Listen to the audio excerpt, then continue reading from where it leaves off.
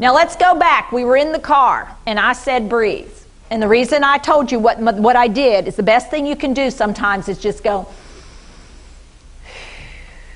And you want to do that for several reasons. This is real important. Anytime you're having an issue with somebody, I want you to turn to somebody next to you, and I want you to try this technique. This is the old-fashioned technique. Are you ready?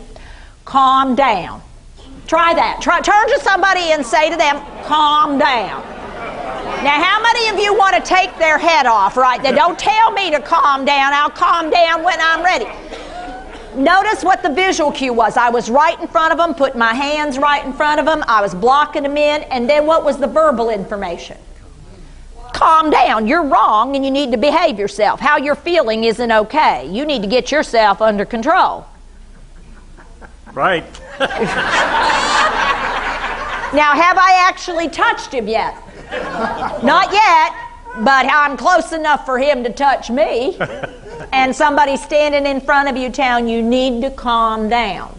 If you're not calm, what's a high risk in this moment? They're going to do something physical to you because you look threatening. And so they put their hand out and they let you know. They do not, don't you tell me to calm down. You are the problem.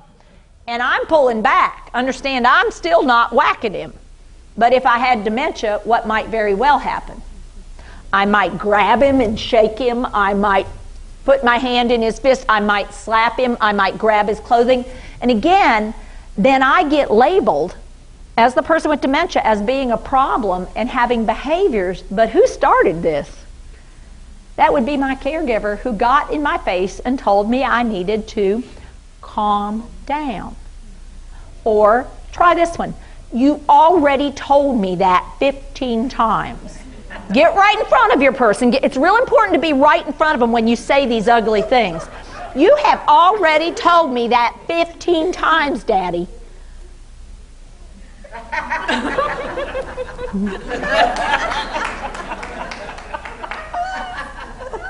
Now, when you do that to your partner, how many of the people who just had it done to them are thinking kind thoughts toward the person who just had that? I mean, what you're thinking is one of two things. I don't remember saying it. Did I really ask you 15 times? I mean, my God, how could I have done that? I mean, I would know if I asked you, wouldn't I? I mean, I didn't ask you. I swear I didn't. I just thought about asking you. Am I losing my mind? Well, no, that's what you wanted to do, wasn't it? That was what your goal was as a care partner. You wanted to make them feel like crap. Was that your goal? No, that wasn't your goal. Or the other reaction I might have is more of an angry reaction. Don't you tell me I said something. I know whether I said something. I know what I'm doing. You do not need to come in here and act like you know everything. I'm calling your brother. Oh, yeah. Then we have the family dynamic situation coming up. Why are you getting Mom so upset? You come and take her in the car for 45 minutes to get to the doctor's office. You do it then. And notice what you're doing with your partner, family member, other person who's supposed to step up. All of a sudden, you guys are pulling apart. Do this hand right here. Let me give you another hand. I love the hand because you know where it is when you go looking for it. You don't need to look for a piece of paper. It's right here. You don't have to go hunt something up. Out of 5 families dealing with this disease right now, out of 5 families, pull your thumb in. 4 of you will fall apart. Out of 5 families, only 1 will pull together. Where do you want to be as a family? You got to start having conversations that are hard conversations outside the hearing of the person who's having the issue, so you can work out your details before you get involved in the middle of this, having arguments or disagreements in front of that person. And you need to all figure out how to get on the same page, how to support one another, how to realize when I call you and say, your son is the worst piece of trash I've ever seen. What's happening there is that I'm frustrated. I'm angry, and he's trying to get me to do something I don't want to do. He's trying to say something I don't want to hear. He made mistakes. And what you don't want to do is throw him under the bus. What you want to do is when that happens, what you want to say is, sounds like you're really mad at him. It's called an empathetic statement. You don't have to respond other than with empathy. Sounds like you're really angry with him. Instead of, calm down, Mom, calm down. Or, well, he is a jerk. I mean, you don't need to add fuel to the fire, but you also don't need to deny how I'm feeling about him right now. I need a place I can vent when I have dementia without feeling like y'all are going to get all upset. I mean, it's okay. I've got to say out loud what I used to think in my brain and figure out on my own. I may need you to help me problem solve through things. And when I say things, y'all get all bent out of shape. Don't take it so personally. If you didn't have a filter that allowed you to decide what to say to who and how much to say, how many of you have thoughts every day that you decide not to share with somebody very close to you because you want to keep them close to you? How many of you have had thoughts about the person sitting next to you? And you decided not to share them, whether it was about how they looked or how they sounded or how they were moving or how they smell or how they, well, let's not go to taste. That's a whole nother thing. But how they were, and you decided not to make a comment because you want to maintain the relationship.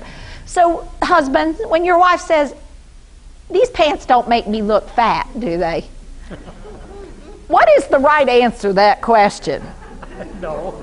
No, they make you look great. Ladies, if you really want a good opinion about an accurate opinion about whether you look fat in pants, do you ask your significant other? No, they'll lie to you. Who do you ask? Good girlfriend. What do you think? Does this make me look real fat? Now you hush. You hush. Because now once he develops dementia, if I'm expecting the old behavior because I need a bump or a boost, what's going to happen now? Well, you look broad. Yeah, I mean, what did you do? Gain 5-10 pounds at least? Like 6 axe handles. Yeah, 6 axe angles. Thank you. That was what I needed to hear from you. And so because it's unexpected, it's hurtful, and all it just is the thoughts you used to keep inside are now popping out. And when you choose to say something like, calm down, Mount Vesuvius. So who can choose something different? That'd be us without the dementia. So the reason I had you stop, and the reason I'm encouraging you, when you want to visit, when you want to spend time, when you want to solve a problem, whenever you're going to try to figure me out, the first thing you need to do is stop doing what you're doing and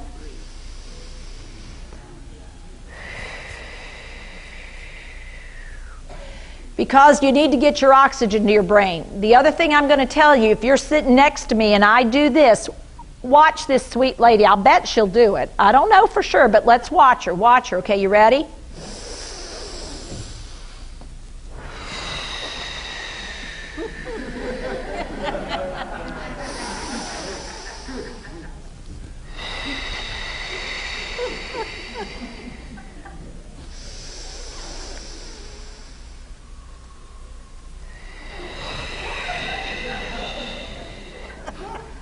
By the third time, what did I get her to do? Breathe with me. Who else needs oxygen in their brain? Did that work better than calm down, calm down? Yeah, it did. Stage 3. So what we have here is we have somebody who responds better to what kind of cues? Visual. And so what I did is I provided visual, and the auditory I provided made sense for the visual. And the only touch, I laid my hand gently to get her to look at me. What if they turn cyanotic? They turn cyanotic. Then we got to go.